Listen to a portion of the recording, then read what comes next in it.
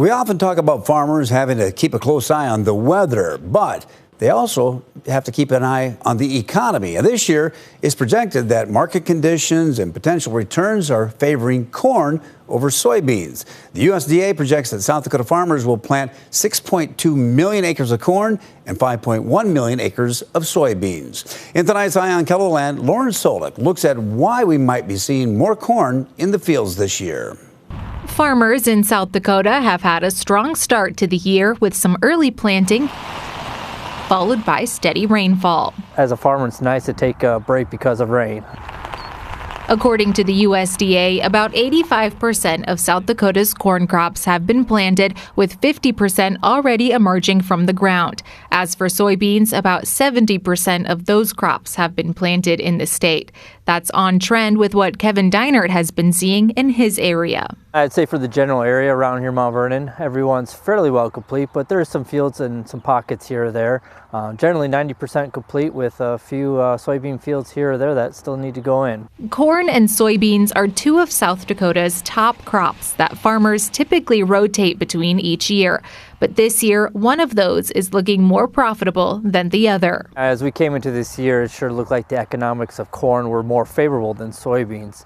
And a lot of guys around here mostly stuck to the regular rotation of corn and soybeans while mixing in a few small grains as well. Matthew Elliott with the SDSU Ag Extension says more corn this year also has to do with last year's crops. We had a lot of soybean acres and less corn acres last year, and so that kind of allowed us to build even bigger soybean supplies relative to demand, and we were shorter on corn acres, so then our supply relative to demand on corn shrank, so that market's kind of flipping back and forth, right? So we're going the other way now, so we're incentivizing more corn.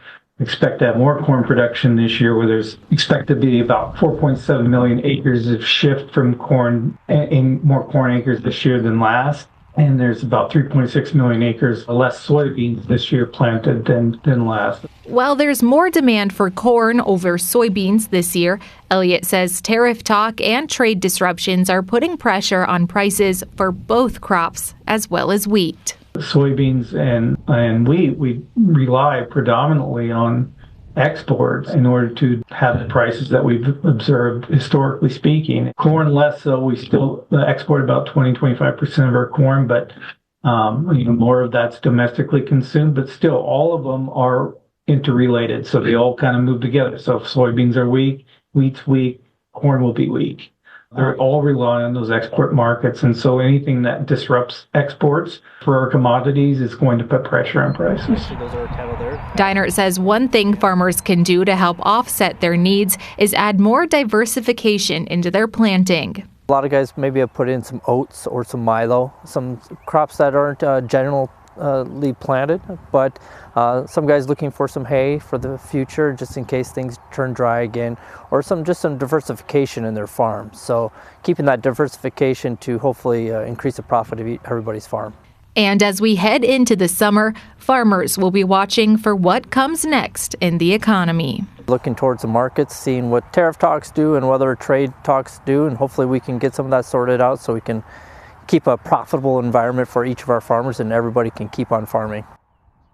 The top export market for corn in the U.S. is Mexico, while the top export market for soybeans is China.